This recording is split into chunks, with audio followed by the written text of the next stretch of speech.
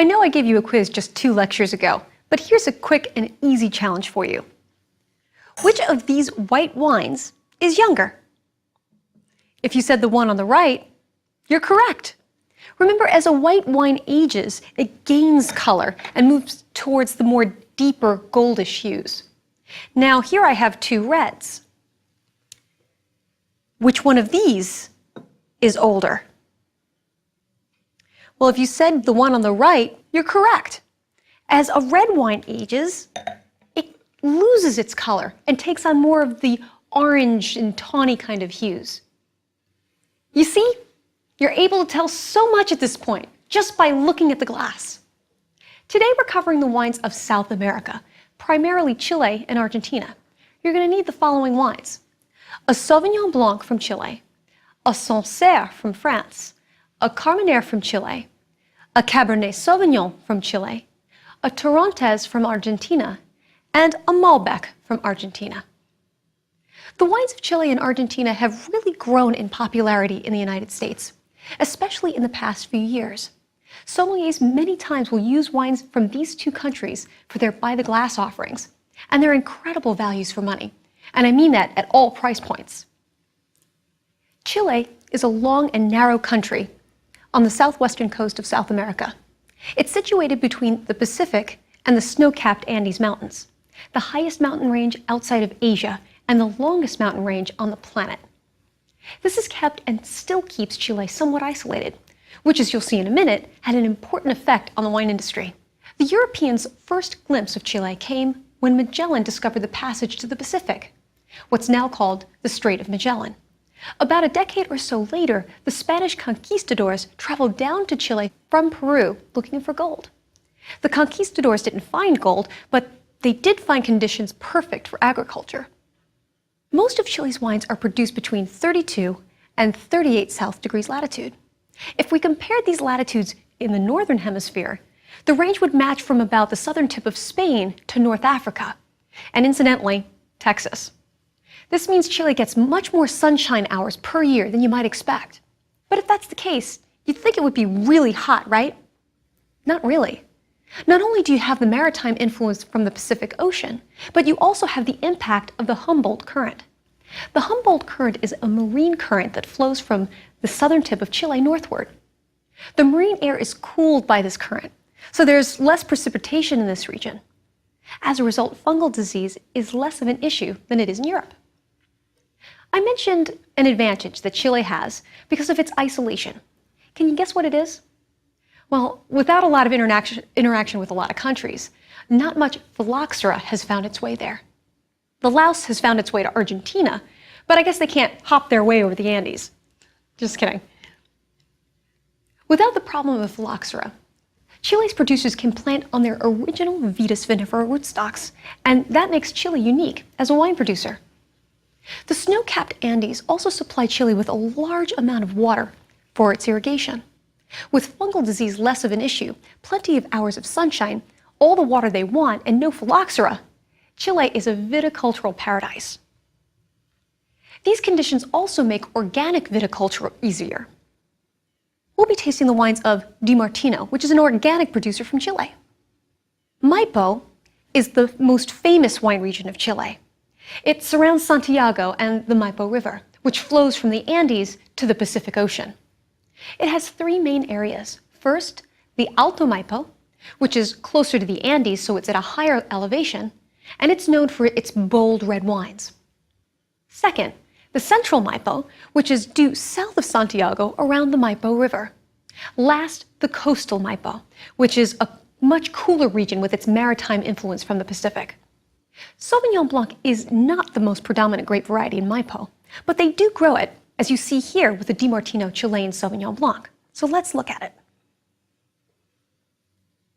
Here we have a very pale color, as it would be. It's a Sauvignon Blanc, pale straw with a little bit of a greenish hue.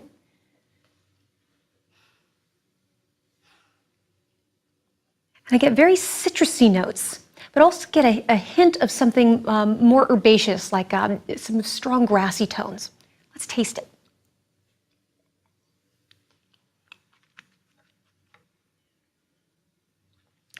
It's quite high in acidity, as you would expect for Sauvignon Blanc, because Sauvignon Blanc is a high acid grape, but it's quite delicate. I get a little bit of a floral character on the retronasal flavors that I get there.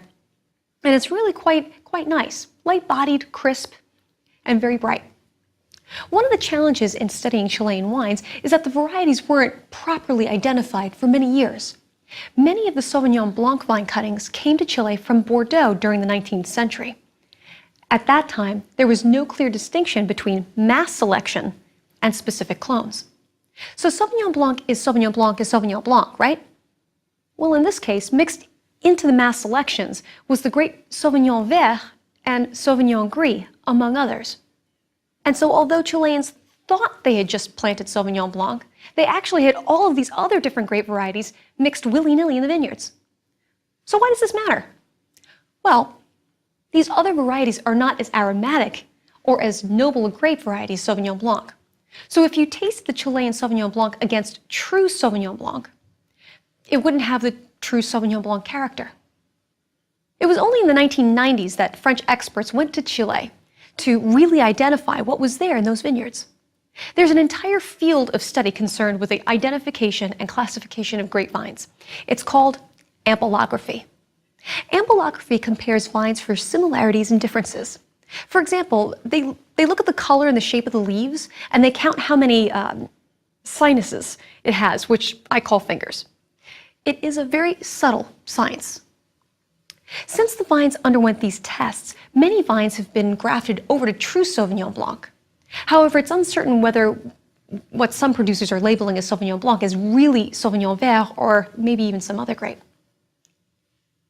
On some labels, you'll just see the word Sauvignon, or sometimes in the back label, it'll say that it's 50% Sauvignon Blanc and 50% Sauvignonness, which is Sauvignon Vert.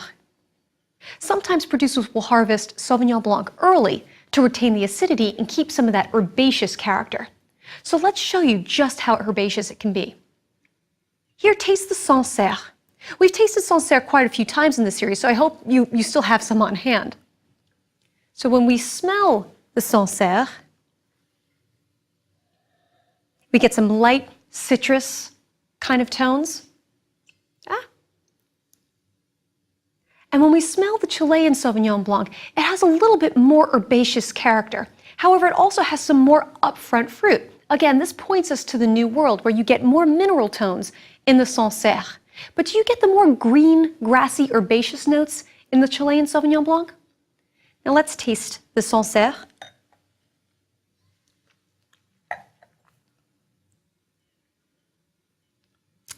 And taste the Chilean Sauvignon Blanc.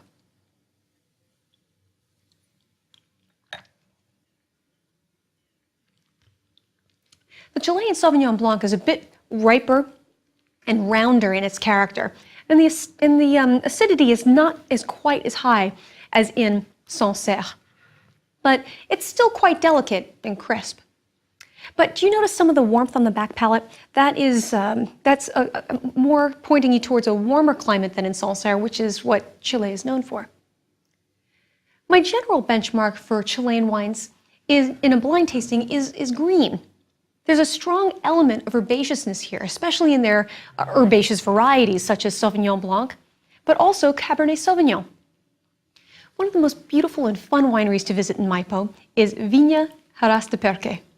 The owner is also an esteemed thoroughbred breeder, and the winery is actually in the shape of a horseshoe. They also have a partnership with the famous super Tuscan producer Antinori, which we spoke about in Lecture 14. The Antinoris are not the only Old World producers who've been attracted to Chile. The Grand Marque Champagne House of Moet and Chandon is invested in Maipo, where they've set up a sparkling wine facility. Now, Casablanca, not the one you've seen in the Humphrey Bogart movies, is one of the coolest grape-growing regions in Chile. They're known for their white wines in general, but they're known in particular for their Sauvignon Blanc. This region is much closer to the Pacific than Maipo, so it's a bit cooler, although the altitude is lower. There are cool morning fogs here as well, similar to what you see in the cool region of Carneros in Northern California. And frost here is a major concern. Given its proximity to the ocean, there's also more cloud cover. They don't have as many days of sunshine as, say, the Alto Maipo, which has up to 300 clear days of sunshine a year. However, because of being closer to the equator than France, for instance, the fruit can ripen on the vine a bit longer. As we've seen in other countries, these riper grapes retain acidity and aromas. So Chile's Chardonnays take on a more tropical fruit tone of pineapple. However, this is balanced by the fresh acidity. As a result of all of these conditions, this is where some of the more elegant Chilean wines come from. So if you're in the mood for a New World upfront fruit Chardonnay, but you want it to be a bit more acidic, look for a Casablanca on the label. Let's go south of Maipo to the region of Rapel. This area has subregions such as Colchagua, where the highest concentration of Chile's flagship grape, Carmenere, is grown.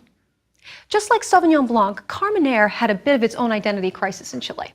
I mentioned that in the 19th century, vines were brought over from Bordeaux, right? Well, that was before the troubles with phylloxera began, and at that time, Carmenere took a back seat to Merlot in terms of importance in Bordeaux. So a lot more Carmenere came over. However, Merlot and Carmenere look very similar. And when the mass selections from Bordeaux were planted in Chile and then propagated for the last century or so, it was very hard to tell the difference between the two. It was only in the mid-1990s that the two varieties were officially recognized as different in Chile, and varietal bottlings of Carmenere have only been permitted since 1998. So let's compare and contrast the Carmenere with the Cabernet Sauvignon, which we've tasted before. And Chile is also known for its high-quality Cabernet Sauvignon as well. So let's take these two and look at the color. Well, you can tell that Carmenere is a thick-skinned grape variety because it's just as deep color, if not deeper for this one, than the Cabernet Sauvignon.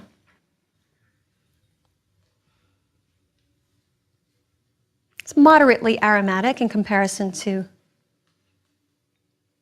yeah, just as moderately aromatic as the Cab.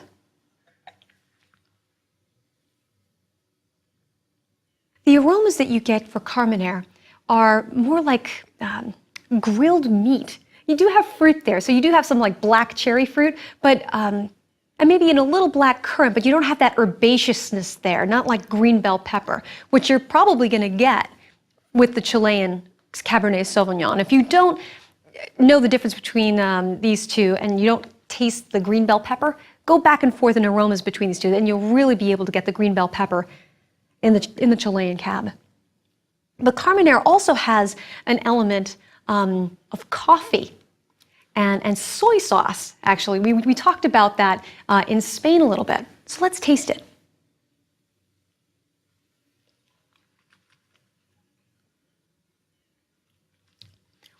It's full-bodied. And it does have some gripping tannins, but not as gripping as Cabernet Sauvignon. But the acidity is lower. Cabernet Sauvignon has a higher level of acidity, and if you want, taste versus the Cabernet Sauvignon to be able to perceive that. But it does have a chocolatey texture, doesn't it?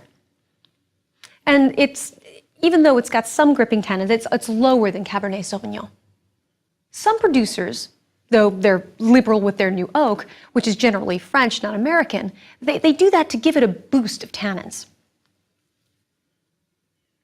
Now, though I didn't ask you to get a Chilean Merlot, you may want to come back to this lecture and taste them side by side for fun, meaning Carmenere and Merlot, as well as for your own personal knowledge to get your own benchmarks.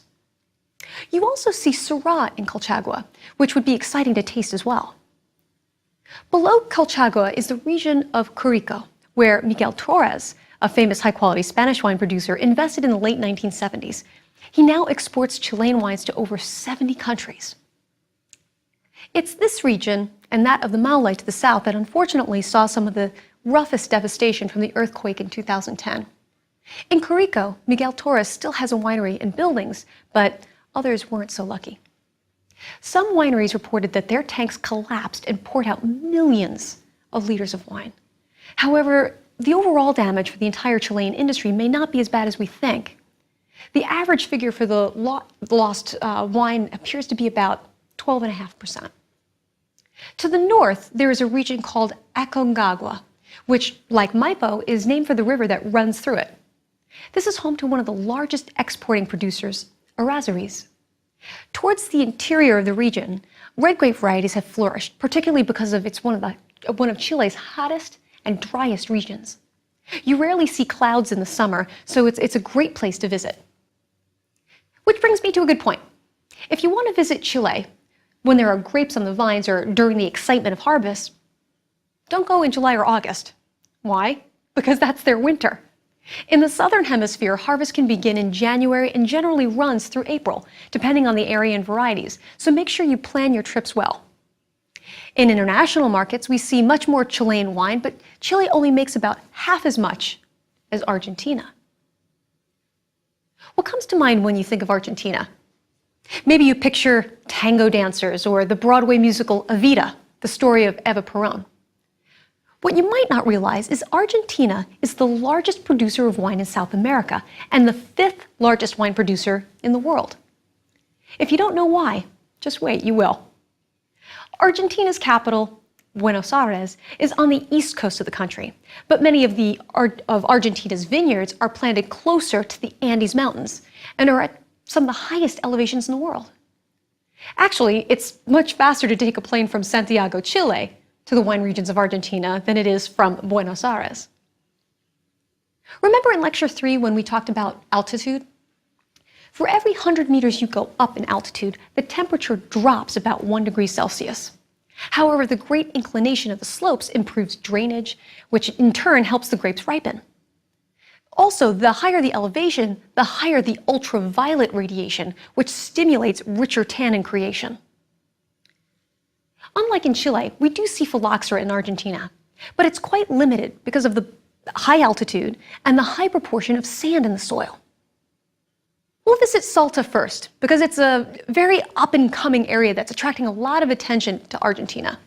Salta is also the highest vineyards in the world.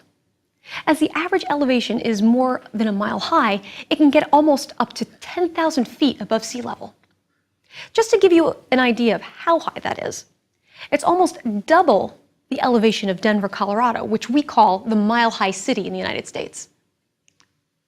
Salta is small and represents a tiny percentage of all the vines in the country, but it's famous for a powerfully aromatic and beautiful white wine we haven't seen yet, Torrontés. This is Argentina's flagship white grape and a specialty. So let's take a look at it. Notice the color. This is pale straw, but you do see a wide variety here. Sometimes you'll see it pale straw, sometimes you'll see it a little bit stronger in its straw. I can smell it already. It's a very aromatic grape variety. What you get is a little bit of a lemony character, and I've often confused this grape for muscat, but there's also an element of spice in it. But what is that spice? Can you name that? When I was first studying, I went to this great event, Argentina tasting, and I was walking around and I was behind this chef that was walking from table to table. And I heard him talking about Torrontés, and he had a specific benchmark that he said. So I was really excited. I ran home, I scoured my spice rack, and I found it. Coriander. Coriander has a very lemony, spicy kind of note. And this became my new benchmark for Torrontés. Now, if you have coriander in your spice rack or in your cabinet, go get it and smell it and come back and see if it smells like that. But let's taste it right now.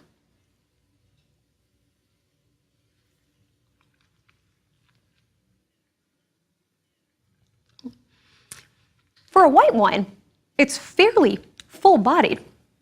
It's got a round texture. It's a little bit more generous. But notice how the acidity is quite low. It's also similar to muscat. But in Salta, because it has that higher altitude, we see a higher acidity here than perhaps other parts of Chile, but it's still quite low. You also notice some of the warmth on your back palate. And, that's also because it's, the New World, and it's a little bit of a warmer climate. This low acid warm alcohol structure is probably one of the reasons why it's enjoyed more in its youth than it is for its ability to age. There are 3 types of Torrontés, but on the label you'll only see Torrontés. DNA profiling suggests that the 2 of the 3 are a cross between Muscat of Alexandria and Criolla Chica, which is the same as the mission grape of California we talked about in lecture 17 and was very popular with the Spanish settlers in South America. Now let's go to the most important wine region in Argentina, Mendoza. I say important because it produces 80% of the country's wine volume. It's also the largest region. To put this into perspective for you, Mendoza is about the size of Finland. It's lower in altitude than Salta, but it's still nearly a mile high. The climate here is continental because it's so far inland, and they have 4 seasons. The annual rainfall is low, about 1/6 the rainfall of Bordeaux. But fortunately, most of it falls during the summer months, which encourages growth. The soil here is alluvial, which means it's similar to what you see around rivers. And it's loose and sandy with some clay. Because of the low amount of rainfall, along with the well-draining soils, grape growers need to irrigate. Instead of using irrigation tubes along the vines, they use flood irrigation. In this system, water is fed along dug channels through rows of the vines.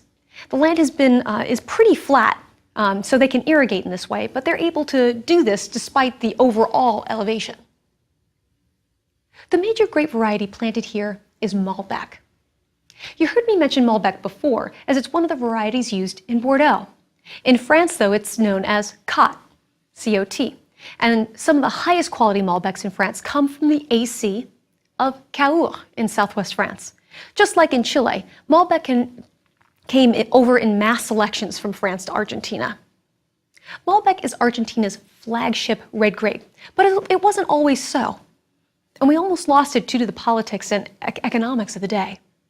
In 1920, Argentina was the 8th wealthiest nation in the world, but political turmoil after the deposing of the Perons led to a deep economic depression. In an ill-advised attempt to revive the economy, the government paid vintners to pull up their Malbec vines in favor of higher producing, lesser quality vines. It didn't have the effect they were hoping for, as you might have guessed. To make a bad situation worse, many of these were old vines that would have given rich, concentrated fruit. This practice was put to a stop when people realized that Malbec was a unique variety for them to focus on, something they could call all their own. Now let's take a look at the Malbec now, and you'll be glad that the vines were ultimately saved. This one's a medium ruby, but I've seen ones that are actually quite inky and dark.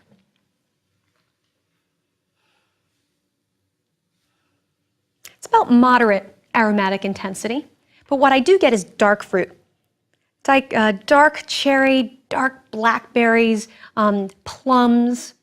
And there's a word that you'll see in a lot of, probably a lot of British descriptions of grape varieties, like Merlot in particular, as well as Malbec, damson. And damson is a type of plum used for jams, and you definitely get that here. Now, one benchmark that I have, for Malbec, is one of my favorite flavors in the world, is mocha, which is that combination between chocolate and coffee. But sometimes you can get a woodsy kind of bramble note, but this adds layers of complexity. Let's taste it.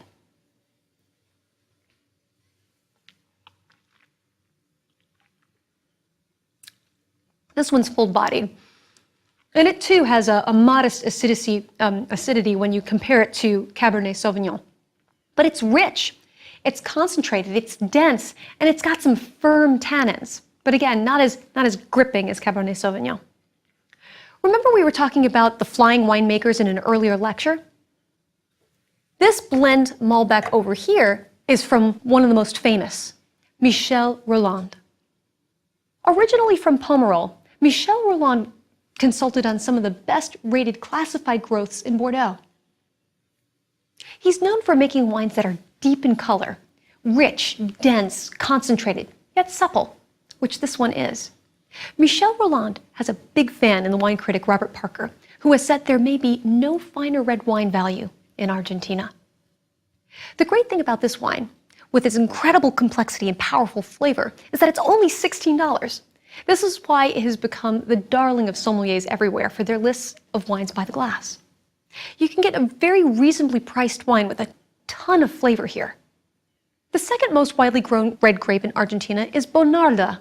It's difficult to identify the exact origins of the Bonarda that you find in Argentina because it's the name of 3 different grapes in Piedmont, in Italy, and some believe it might be a different grape variety entirely than those. It doesn't have the color or density of Malbec, but whenever I've tasted it, it's always reminded me of Barbera with its high acidity and medium body. However, it has a very dark fruit character with a hint of licorice. Some winemakers are even blending it with Syrah, which sounds pretty exciting. After Mendoza, the second most important region is San Juan. It's farther north, and although its altitude is similar to Mendoza, it's much hotter and drier. A large portion of its volume is exported as grape concentrate. They also make brandy and vermouths here in this region. South, towards Patagonia, you come to the region of Rio Negro. This is the lowest in altitude, only about 1,000 feet above sea level. Rio Negro is somewhat cooler than Mendoza, and much cooler than the region of San Juan. It also has some chalky soils, which makes it an excellent environment for aromatic varieties such as Torrontés and Sauvignon Blanc, as well as cool climate varieties such as Pinot Noir and Chardonnay. Now we come to an interesting find that's going to make you look like a superstar if you mention it to sommeliers and wine geeks. Tannat. Tannat is a black grape that they grow in Argentina, but let me tell you where it's turning heads. Uruguay. It arrived in Uruguay in 1870, carried by immigrants from southwest France, which is where it makes a very high-quality wine in the appellation of Madiran. Never had an Uruguayan wine? Well, that's not surprising, as most people in the industry haven't. However, this little grape variety is making people take notice. We have a Carmenere as the flagship for Chile, Malbec for Argentina, and likely Tannat as Uruguay's unique flagship. Looks like everyone needs one. And you know what? We're going to talk about this again when we get to South Africa in Lecture 22. Uruguay may be the 4th most important wine country in South America, but that doesn't say very much because what they produce is minuscule in comparison to Argentina. But they do have a similar annual production to, say, New Zealand, so it's not too small. Uruguay gets the same amount of sunshine as Chile and Argentina, but it's much cooler given the influence of the Atlantic and cold Antarctic breezes. This means that its wines are generally a little lower in alcohol and a little higher in acidity than Chile or Argentina. Tannat is a powerhouse of a grape. It's a big boy. Just how big? Just to give you an idea, in France, Cabernet Sauvignon is blended in to soften it. Known for rich blackberry fruit, Tannat has some of the strongest tannins, besides Nebbiolo, which is probably where its name came from, Tannat, tannin. Kind of get it? In Uruguay, Merlot is often used to soften its enormous structure. Winemakers use Tannat to make different styles, from rosé to tannic Bordeaux-like wines to fortified wines that I've seen on some lists in New York. It's a great value and an interesting conversation piece at a client dinner or a date. Next up, we go to the wines of Australia. Australia does it all. Cool climate, warm climate, French oak, American oak, white varieties, red varieties, sparkling, sweet, and fortified. It also makes the #1 wine imported into the United States. You'll need the following Australian wines for the next lecture. An Australian Riesling from either Eden or Claret Valley in South Australia, a Semillon from the Hunter or Barossa Valley, or a Semillon blend, you might find that, an oaked Chardonnay from anywhere in Australia, a Barossa Shiraz, or you might find one from McLaren Vale, that would work as well, a Rhone Valley Syrah, so Crozes Hermitage, Cornas, or Saint-Joseph. We covered this already in another lecture, so that'll be old hat to you, and a Cabernet Sauvignon from Coonawarra. Australia makes wines at every price point, and we see them more and more all over the world. The Australians will also likely go down in history as the country that had the most influence on the wine world in the late 20th century. And until then, hasta luego and cheers.